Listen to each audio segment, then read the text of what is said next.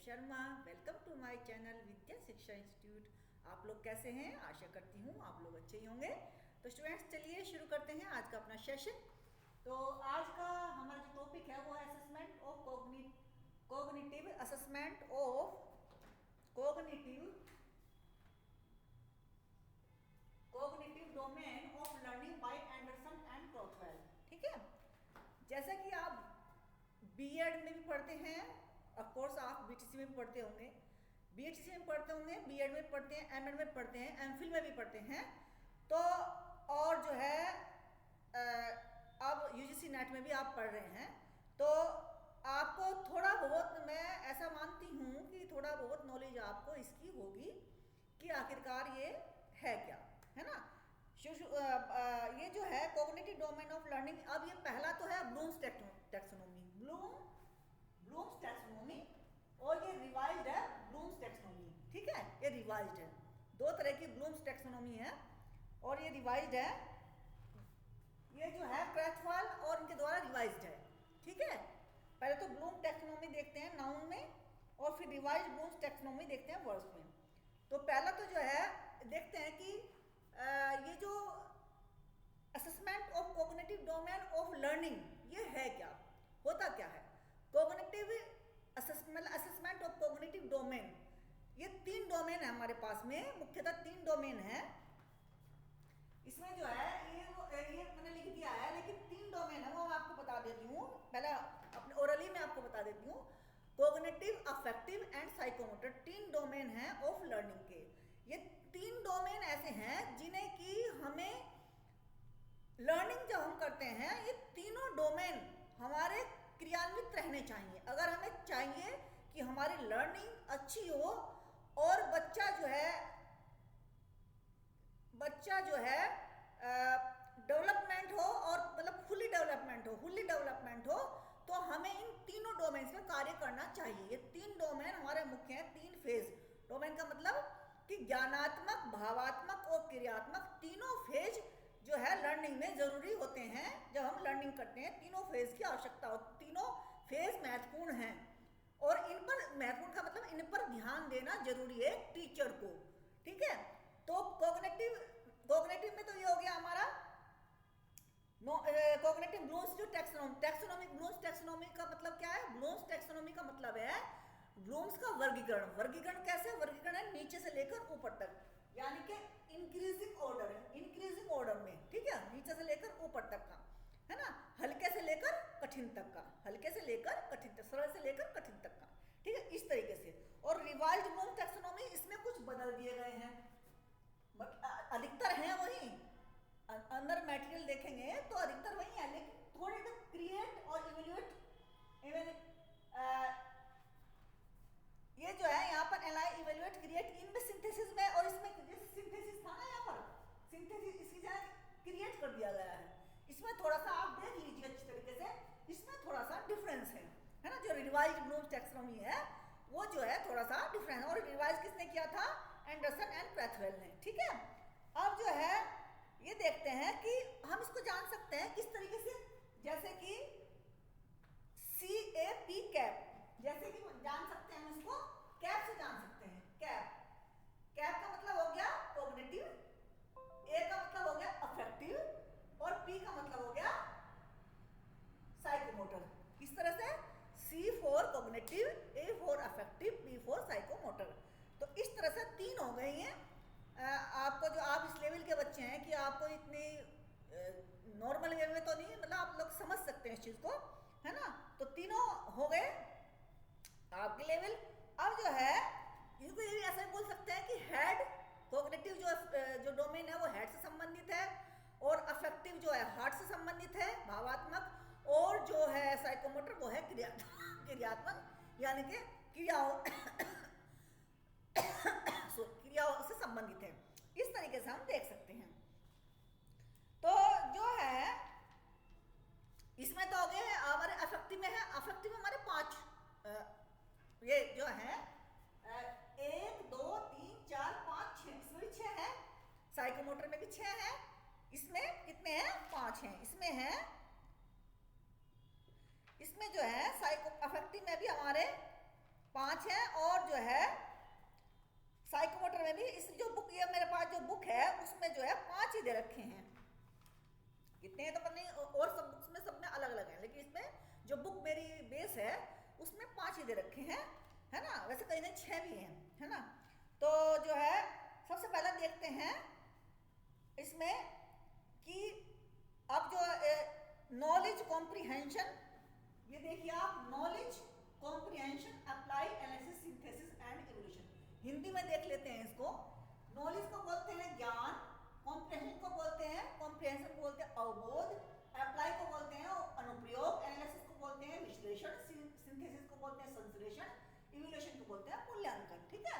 और इस तरीके से यहाँ रिमेम्बरिंग को बोलते हैं याद करना, अंडरस्टैंडिंग को मतलब समझना, अप्लाई का मतलब ज्ञान को प्रयोग करना, अनुप्रयोग करना, एनालिसिस का मतलब विश्लेषण करना, इवेल्युएट का मतलब मूल्यांकन, और मूल्यांकन करने के बाद क्रिएट करना। ये वर्ब्स हैं और ये नाउन्स हैं, इस तरीके से ये बनाया गया है। तो रिमेम्बरिंग में क्या करेंगे हम, सबसे पहले अब हम देखते हैं, इसमें देखते हैं नॉलेज में। नॉलेज किस चीज की, नॉलेज किस चीज की, नॉलेज बच्चे को हमने कुछ पढ़ाया, बच्चे को हमने कुछ पढ़ाया, लर्निंग कराई ना बच्चे को। बच्चे क्या करते हैं, लर्निंग। बच्चे को हमने कुछ, टीचर ने कुछ पढ़ाया, बच्चे ने लर्निंग की, तो वो लर्निंग जो है, मान लीजिए वो नॉलेज, सबसे पहले क्या देंगे, टीचर नॉलेज देते हैं। नॉलेज का मतलब होता है कि जो बच्चा याद कर सके, यानी कि जो बच्चा रट सके, उतनी नॉलेज। नॉलेज का मतलब ये कि किसी को बता दिया, जैसे कि किसी को कोई बता दिया कि ये क्या है, तो उसने उसको रट लिया, जो का तू उतार दे, फिर पूछेगा तो जो का तू उसने बता दिया, जो का तू बता दिया। फिर उसके बाद में आती है अंडरस्टैंडिंग लेवल। अंडरस्टैंडिंग लेवल में समझने का होता है, इसमें कंपेयर भी कर सकते हैं, कंट्रास्ट भी कर सकते हैं। इसमें देखते हैं पहले रिमेम्बर, इसमें क्या है, यानी कि नॉलेज में, नॉलेज भी कह सकते हैं, रिमेम्बरिंग भी कह सकते हैं, दोनों एक ही साथ लेके चलेंगे, नॉलेज कह लो या रिमेम्बरिंग कह लो। इसमें क्या बच्चे को याद करना होता है, या बच्चे को किन प्रक्रियाओं से गुजरना पड़ता है। इसमें recall, recognise relevant knowledge from long term memory dates of important events in history, जैसे कि फैक्ट को याद करना, जो इंपॉर्टेंट डेट्स होती हैं इन हिस्ट्री में, इस तरह की जो बच्चों को याद करानी, बच्चों को याद करानी, ठीक है। ये अकबर कौन थे, अकबर कब पैदा हुए थे, है ना, कब का जन्म हुआ था, कब मरे थे, ठीक है, इस तरीके से। या फिर किसी का नाम, किनका नाम क्या था, उनका नाम, जो राजा थे उनका नाम क्या था, इस तरीके से जो है क्या करना, appropriate learning outcome verbs from this level, identify करना, डिफाइन करना, डिस्क्राइब करना, टेक लेवल list, match name, outline, quote, हाँ कोटेशन होती है, कोटे मतलब कि किसी का जो कोटेशन होती है उसको याद करना, ठीक है, रिप्रोड्यूस, और फिर उसको रिकॉल करना, यूं कि त्यों, इसको कोटेशन याद कर लिया, फिर कोटेशन को रिकॉल करना, रिप्रोड्यूस करना, शो स्टेट एंड टेल, और बताना, कहते हैं कि बताइए, इसका नाम बताइए, तो उनका नाम बताना, इस तरह से। अब ये अंडरस्टैंडिंग देख लीजिए, कॉम्प्रिहेंशन और अंडरस्टैंडिंग लगभग एक जैसी चीजें हैं। वो किस तरीके से चीज है कि it implies to demonstrate comprehension through one or more forms of explanation। इसमें क्या करते हैं हम, इसमें अंडरस्टैंडिंग में कंपेयर एंड कंट्रास्ट, जहां हमें दो चीजों का कंपेयर करना हो, है ना। जैसे मान लीजिए हम कहें कि गाय की और जो है इसकी कंपेयर कीजिए भैंस की, या फिर हम ये ऐसा कह सकते हैं कि आप जो है कंपेयर कीजिए कि छोटे लेवल पे है ना, अंडरस्टैंडिंग लेवल पे, तो हम कंपेयर करने लगे कि बताइए ब्लूम टैक्सोनॉमी में और जो है रिवाइज टैक्सोनॉमी क्या अंतर है ना, इस तरीके से। तो ये understanding level. Classify the different types of animals, ये तो मैंने डिफरेंट टाइप्स ऑफ एनिमल्स का तो मैंने दे दिया इसमें, क्योंकि इसमें बुक्स में भी है इसका उदाहरण, और मैंने बता दिया। और जो वैसे उदाहरण देखना चाहते हो तो इस तरीके से है कि जो है मान लीजिए ब्लूम टैक्सोनॉमी और रिवाइज टैक्सोनॉमी में क्या अंतर है, और कंपेयर करना, फिर कंट्रास्ट करना, फिर क्या करना, क्लासिफाई करना, क्लासिफिकेशन करना किसी भी चीज़ की, कि इसका क्लासिफिकेशन कीजिए, इसका जो वर्गीकरण होता है, किसी भी एक पर्टिकुलर टॉपिक हम लेते हैं, फिर उसका वर्गीकरण होता है, तीन चार का उसमें होता है ना, पैराग्राफ उसमें करते हैं, जो वर्गीकरण करते हैं वो वर्गीकरण, उस तरह से वर्गीकरण करना। Appropriate learning outcome verbs from this level include arrange का, फिर मान लीजिए 6-7 चीजें जिनको अरेंज करना, फिर आर्टिकुलेट करना, अभिव्यक्ति करना, एसोसिएट करना, कैटेगरी में बांटना, कैटेगराइज करके क्लैरिफाई करना, क्लासिफाई करना, कंप्यूट करना, कंक्लूड करना, डिफेंड करना, ड्रा करना, डिफ्रेंशिएट करना, डिस्कस करना, मतलब समझने की। अब आपको जो अकबर कौन थे ये हो गया, यानी कि अगर आपको चाहे ब्लूम टैक्सोनॉमी कौन है क्या है, अब ये अपना रट लिया ब्लूम टैक्सोनॉमी 1956, ये तो हो गया आपका रिमेम्बरिंग यानी कि नॉलेज लेवल का। अब आप उसको कंपेयर करें इस रिवाइज से, कंपेयर कंट्रास्ट करें आपस में, तो वो हो जाएगा आपका अंडरस्टैंडिंग और या फिर कॉम्प्रिहेंशन लेवल। अब जो है इसको इलस्ट्रेट करना या अपने शब्दों में लिखना। अब आ जाते हैं इसको अप्लाई करना, उस जो हमने अंडरस्टैंडिंग किया, जो ज्ञान हमने अंडरस्टैंड किया, समझा कंपेयर, अब उसको क्या करना है, अप्लाई। अप्लाई कैसे करना है, थर्ड चीज है अप्लाई करना। It implies the use of knowledge information of a skill in a new situation. In a new situation का मतलब क्या है कि जैसे लर्नर, जैसे मान लीजिए हमने कोई चीज सीख ली, अब सीखने के बाद में उसे हम नई सिचुएशन में, कॉन्क्रीट सिचुएशन में उस चीज को हम अप्लाई करेंगे। जैसे मान लीजिए हम इस तरह से देख सकते हैं, जैसे कि मान लीजिए हमने इसमें सीख लिया कि भाई रिवाइज्ड ये हमने अंडरस्टैंड कर लिया, ठीक है, कंपेयर कंट्रास्ट कर लिया। अब इसको क्लास में कैसे वो करना है, क्लास में कैसे क्या नाम अप्लाई करना है, किसको अंडरस्टैंड, इसको जो है क्या नाम रिवाइज्ड ब्लूम टैक्सोनॉमी को कैसे हम क्लास में इसको क्या कर सकते हैं, अप्लाई कर सकते हैं, ये हमें आना चाहिए। ये होता है एप्लीकेशन करना, जैसे कि एक्सपेरिमेंट करना, जनरलाइज करना, इलस्ट्रेट करना, ये शब्द हैं इसके। इंप्लीमेंट करना, इंटरप्रेट करना, ऑपरेट करना, ऑर्गेनाइज करना, आउटलाइन करना, प्रेडिक्ट करना, सोल्व करना, ट्रांसफर करना, ट्रांसलेट करना और यूज करना। इस तरीके से ये सब चीजें जो आ जाती हैं एप्लीकेशन में आ जाती हैं। किसी चीज में ट्रांसलेट करना भी, मतलब कोई पैराग्राफ दे दिया उसको ट्रांसलेशन के लिए दे दिया, ये आ जाती है अप्लाई। अप्लाई में ट्रांसफर की, जैसे मान लीजिए 2 और 2 4 है, 2 और 2 4 आप कई जगह हम अप्लाई कर सकते हैं। जैसे हम शॉप पे जा सकते हैं, जो 2 और 2 रुपए कितने होते हैं, शॉप पे जा करके हमें जो है अपने 2 और 2 जोड़कर 4 रुपए लाने हैं, तो हम शॉप पे अप्लाई कर सकते हैं। उसमें शॉप पे जाते हैं जब अप्लाई कर सकते हैं, क्लास में जाते हैं तब उस ज्ञान का एप्लीकेशन कर सकते हैं। फिर है एनालाइज कर। एनालाइज कैसे क्या बोलते हैं, एनालिसिस को बोलते हैं able to distinguish between fact and opinion, able to distinguish between fact and opinion. जैसे कि कोई फैक्ट है, फैक्ट एंड ओपिनियन में हमें कैसे मतलब अंतर करना है, फैक्ट एंड ओपिनियन। मान लीजिए कोई फैक्ट है, फैक्ट तो बिल्कुल सही होगा, और हमारी कोई दूसरे व्यक्ति की किसी उस फैक्ट के बारे में कोई ओपिनियन है, तो उसके बारे में हमें जो है कि डिफ्रेंशिएट करना आना चाहिए कि क्या फैक्ट है, क्या वास्तव में ये है, और वास्तव में है ये, और इसके बारे में धारणा ये बनाई जा रही है। तो हमें पता होना चाहिए कि क्या फैक्ट है और क्या ओपिनियन है। इसको इस तरह से देख लेते हैं, क्या शब्द हैं जो इनको डिनोट करते हैं, वो करते हैं appropriate learning outcome was from the level of include analyse break down, छोटे छोटे टुकड़ों में। एनालाइज मतलब किसी चीज को पढ़ना है तो छोटे छोटे टुकड़ों में पढ़ते, जैसे हम हेडिंग्स डालते हैं ना, हेडिंग्स डालते हैं तो छोटे छोटे टुकड़ों में हम बड़ी चीज पढ़ते हैं ना, इस तरह से छोटे हेडिंग डाल कर जो हम पढ़ते हैं, जो छोटे छोटे टुकड़ों में बांट लेते हैं उस नॉलेज को, तो इस तरह से एनालाइज करते हैं, कैटेगराइज करते हैं, कनेक्ट करते हैं, कंट्रास्ट करते हैं, डिकंस्ट्रक्ट करते हैं, डिटेक्ट करते हैं, डिवाइड करते हैं, एक्सप्लेन करते हैं, आइडेंटिफाइड करते हैं, इंटीग्रेट करते हैं, ऑर्डर में लगाते हैं, ऑर्गेनाइज करते हैं, रिलेट करते हैं, सेपरेट करते हैं, स्ट्रक्चर। इस तरीके से ये इतनी चीजें जब हम करते हैं तब इसका मतलब कि हम एनालिसिस कर रहे हैं, एनालाइजिंग कर रहे हैं। ये इसमें ये और ये दोनों एक ही है, एनालिसिस यहाँ पे एनालाइजिंग यहाँ है, यहाँ एनालिसिस है, दोनों जो है एक ही है। यहाँ जो है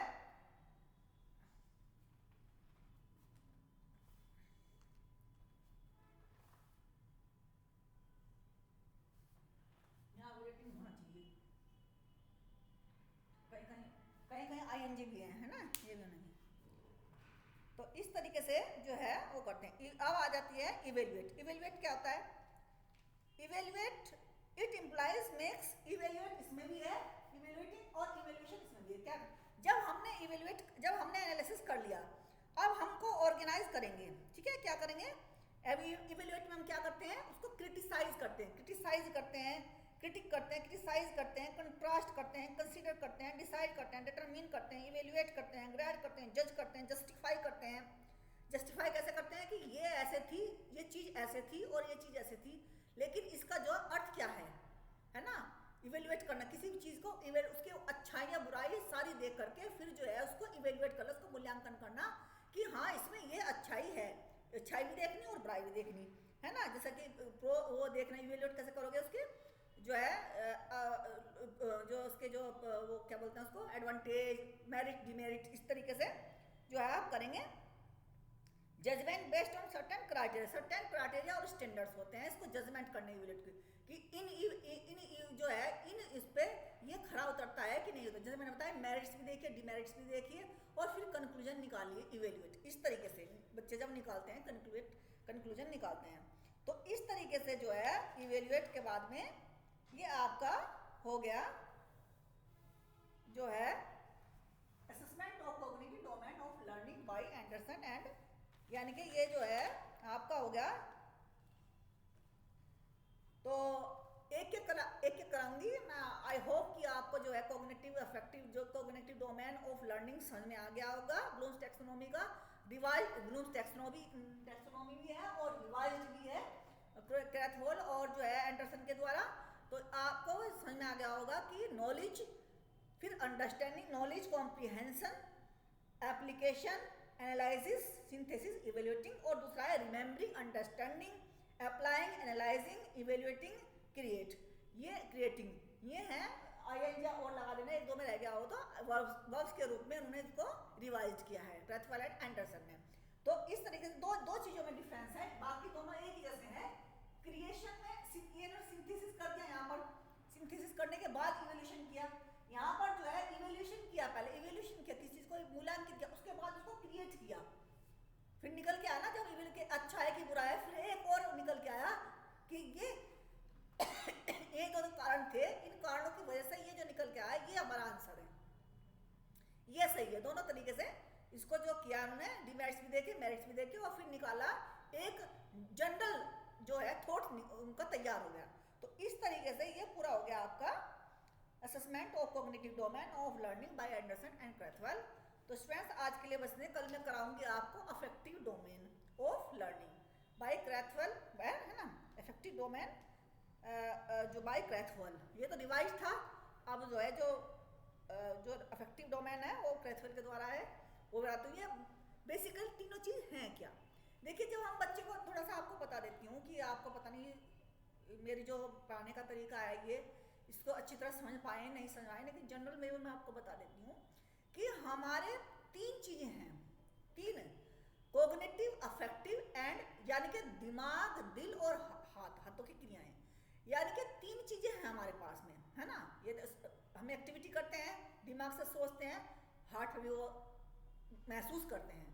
तो इन तीनों चीजों का कॉम्बिनेशन जहां होगा वहां इफेक्टिव लर्निंग होगी, वहां बेस्ट लर्निंग होगी, जहां इन तीनों का क्या होगा, कॉम्बिनेशन होगा। अगर एक का भी कॉम्बिनेशन नहीं है, यानी कि आपने कोई चीज बच्चे को पढ़ाई और बच्चा उससे हार्ट से क्या है, उससे हार्ट से जुड़ा हुआ नहीं है, यानी कि आपने कोई बच्चे को मान लीजिए कि जिस लेवल का है, पहले तो आप ये देखेंगे जिस लेवल का है, मान लीजिए हम जो चीज पढ़ते हैं वो हमारे हार्ट को टच होनी चाहिए, वो हमारे हार्ट को तो इफेक्ट करनी चाहिए, हम हृदय से स्वीकार करें उस चीज को, तभी तो हम फिर एक्टिविटी में लाएंगे।